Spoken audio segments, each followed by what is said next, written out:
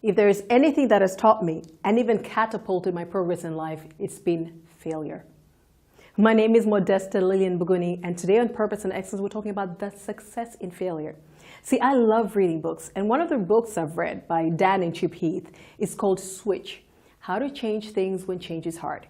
And in it, there are real-life stories of men and women that have been able to affect change in circumstances that other people would really have been overwhelmed. In one of these stories, we see a leader who tells us how he has had his team factor in failure in what they do.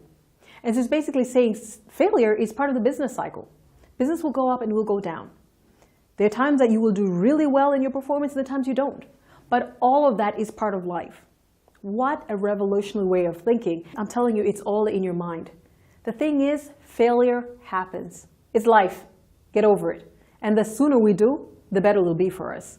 A mentor and leader I truly respect, Ali Mufaruqi, said he has learned more from failure than he has from success.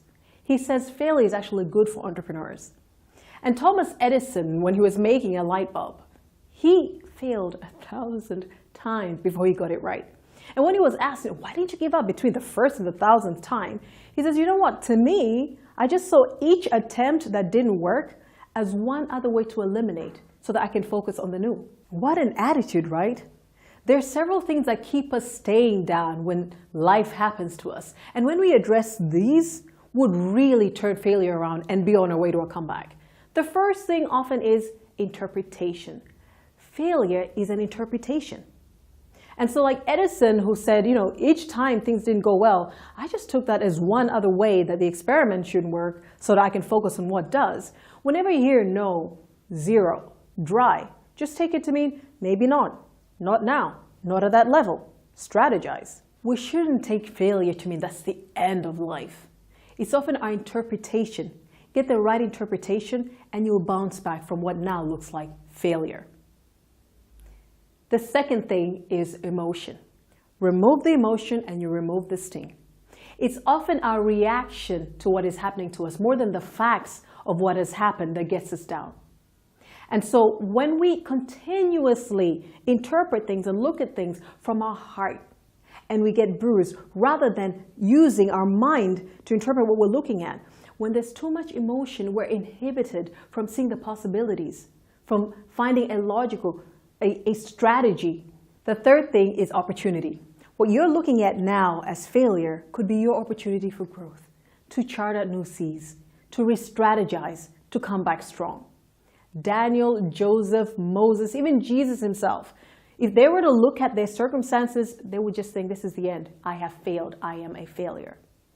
But what looked like failure to other people, which they didn't interpret that way, allowed God to move in their lives and move them to different levels and dimensions they would never have achieved had they not seen the opportunity. And then number 4 is indicator. What looks like failure, what keeps happening to you, may be an indicator that your season is over. Maybe God is telling you, get the hint, it's time for something new. And so you've been doing something, and maybe you're used to it. Out of familiarity, you want to hold on to it. But God is saying, okay, that's been good, but I'm about to give you something best. Isaiah 43:18 and 19, God says, forget all that. It is nothing compared to what I'm going to do. For I'm about to do something new. See, I've already begun. Do you not see it? Number 5 is competence. Maybe you're failing because you're incompetent. Sorry. And I'm not ridiculing you because I've been there. If you continue to do things in the same strength, the same capacity, and you keep coming back that way, you will continue to fail. And so if you want to succeed, you need to look at yourself, ask people in that field to assess you, and then be really, really real with yourself about whether or not you want to do this. And to continue on this thread, you'll have to either upgrade your skill set, staff your weaknesses so that you can focus on what you're really strong at and other people can work in the areas that you continuously fail in, or just abandon this thing altogether. Because if you continue engaging in things that you do not have the capacity to work on, you will fail. And so whether it is mindset, it's skill set, it's sunset, be very sober and practical about, the setbacks in life. There is more to life. What you need to do is to look at things differently. It's never over till God says it's over. God challenges us in Isaiah 53. He says, you know what? Whatever you're going through, whatever you see as failure, whose report do you believe? Do you believe the temporal things that you're looking at right now, or do you believe my word? And in Isaiah 55, he says, my word never comes back void. Whatever I have said over your life, it will come to pass. So regardless of what's happening right now, you will be what I said you will be. You will get what I put out for you. We have a story in Exodus 14 of the Israelites. There are 12 spies that had been asked to scout out the promised land. 10 of them come back in fear. They say, this place is huge. And then the people there, they're giants. And we saw ourselves as grasshoppers, and we were like that in their eyes. I mean, imagine this is your sales and marketing force. Your business is doomed before it's even begun. And then there are these two people, Joshua and Caleb. They said, wait a second. God promised us this land. If he says it's ours, it's ours. Regardless of what we're facing right now, this is not failure. This setback, this is not failure. I believe God's word. And they stood on God's word. And you know what? If you read the book of Joshua, each time the Israelites stood on God's word, they were victorious. Victory was always certain. The trick is, which is not trick at all, is to stay plugged in and end with God. What God says over your life will transpire.